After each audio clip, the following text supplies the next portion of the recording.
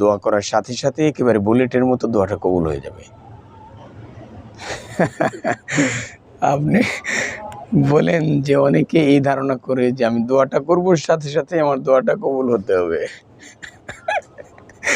আল্লাহু আকবার।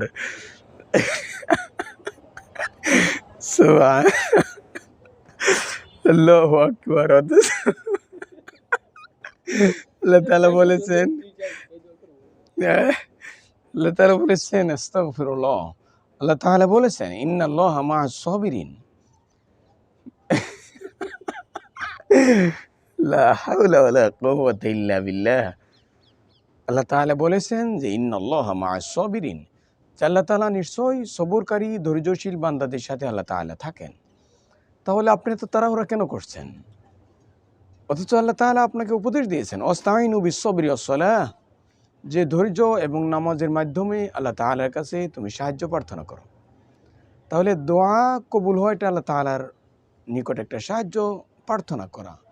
তাহলে আপনি যখন আল্লাহ তাআলার নিকট সাহায্য কামনা করবেন, তখন আপনাকে তো আল্লাহ তাআলা পলিসি, সিস্টেম, পদ্ধতি বলে দিয়েছেন যে ওয়াস্তাঈনু বিস-সাবরি ওয়াস-সালাহ, ধৈর্য এবং নামাজের মাধ্যমে আল্লাহ তাআলার সাহায্য কামনা করতে হবে। তাহলে আপনাকে তো ওয়েট করতেই হবে, অপেক্ষা করতেই হবে। কেননা যে আল্লাহ তাআলা তো বলেছেন যে আমি সবরকারী ধৈর্যশীল বান্দাদের সাথে আল্লাহ তাআলা থাকেন। আল্লাহ তাআলা এটাও বলেছেন লা তাহসান, যে চিন্তিত হইও না, ভয় পেয়ে যেও না। লা তাখাফ, ভয় পেও না। লা তাহসান, চিন্তিত হয় না। তাহলে আল্লাহ তাআলা যেখানে আপনাকে ভয় পেতে নিষেধ করেছেন, চিন্তা করতে নিষেধ করেছেন, আপনি সেখানে এত অস্থির কেন হচ্ছেন? অস্থির কেন হবেন আপনি? আল্লাহ তাআলা আপনার দোয়া যেটা অতি তাড়াতাড়ি কবুল করলে আপনার জন্য মঙ্গলজনক হবে, সেটা আল্লাহ তাআলা তাড়াতাড়ি কবুল করবেন। যেটা একটু বিলম্বে দোয়াটা কবুল করলে, দেরিতে দোয়া কবুল করলে আপনার জন্য মঙ্গল হবে, সেটা আল্লাহ তাআলা করবেন। কিন্তু আপনি অস্থির হচ্ছেন কেন? আপনি তো আপনার ফিউচার, ভবিষ্যৎকে আপনি জানেন না। অথচ আল্লাহ তাআলা আপনার ভবিষ্যৎকে জানেন।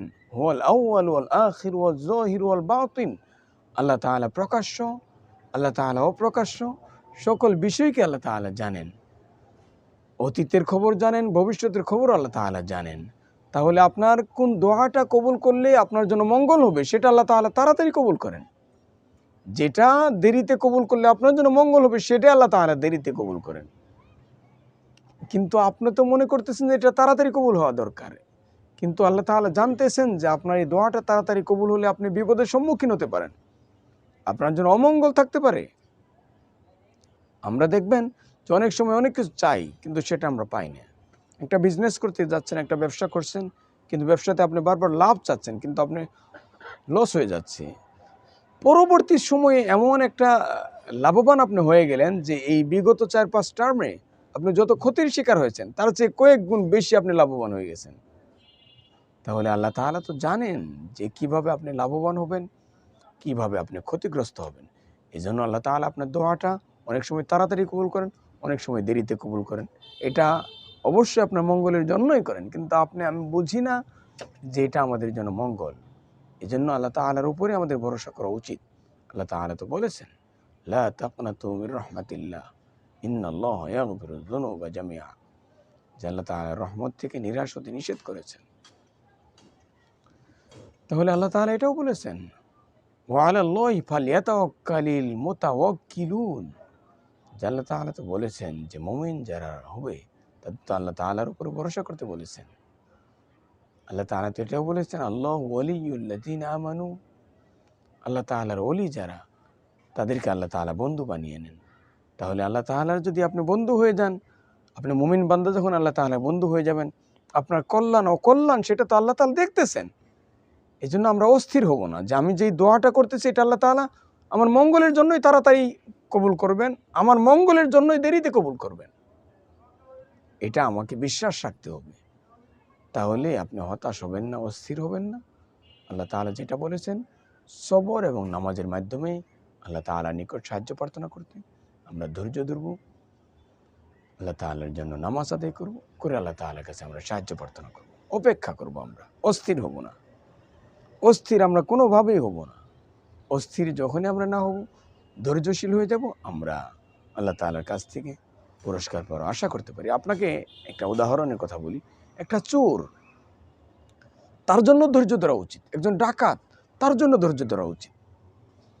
একজন মুমিন, তার জন্য ধৈর্য ধরা উচিত। কেন? যে চোর যদি ধৈর্য ধরে, এই চুরি পর্যন্ত যতক্ষণ সে অপেক্ষা করলো, ধৈর্য ধরলো, এর ভিতরেই আল্লাহ তাআলা তার জন্য সচ্ছলতার ব্যবস্থা করতে পারেন, যেটা পাওয়ার কারণে সে আর চুরি করবে না। একজন ডাকাত, সে যদি আরেকটু ধৈর্য ধরে, এই ধৈর্যের মাঝখানে আল্লাহ তাআলা সাহায্য চলে আসতে পারে, যে কারণে সে ডাকাতি করতে চাচ্ছে, আল্লাহ তাআলা এই বরকত তাকে দিয়ে দিতে পারেন। কেননা যে আল্লাহ তাআলা বলেছেন ইন্নাল্লাহা আলা কুল্লি শাইইন কদির, যে আল্লাহ তাআলা সকল কিছু করার একচ্ছত্র ক্ষমতার মালিক আল্লাহ তাআলা। আল্লাহ তাআলা চাইলে আপনার জন্য এই সুন্দর ব্যবস্থা আল্লাহ তাআলা করে দিতে পারেন। এই জন্য অবশ্যই যে অবস্থাতেই থাকে আমাদের ধৈর্য ধরতে হবে। রাস্তাঘাটে অনেক সময় যারা ড্রাইভিং করে তারা অধৈর্য হয়ে যায়, ফলশ্রুতিতে তাদের অ্যাক্সিডেন্ট ঘটে যায়। তাহলে আপনাকে ধৈর্য ধরতে হবে সকল ক্ষেত্রে। আপনি যখন ধৈর্য ধরবেন, আল্লাহ তাআলা আপনাকে উত্তম জাযায়ে খায়র আল্লাহ তাআলা দান করবেন। আল্লাহ তাআলা তো কোরআনে কারিমের মধ্যে বলে দিয়েছেন, ইন্না মা'আল উসরি ইউসরা, কষ্টের পরে আল্লাহ তাআলা সুখ রেখেছেন। এই জন্য কষ্টটাই তো ধৈর্য। আপনি যখন কষ্ট করবেন, এটাই তো আপনার ধৈর্য হয়ে যাচ্ছে। এই ধৈর্য ধরলেই আল্লাহ তাআলা আপনাকে উত্তম পুরস্কার জাযায়ে খায়র আল্লাহ তাআলা দান করবেন। আল্লাহ তাআলা আমাদের বোঝার তৌফিক দান করুন।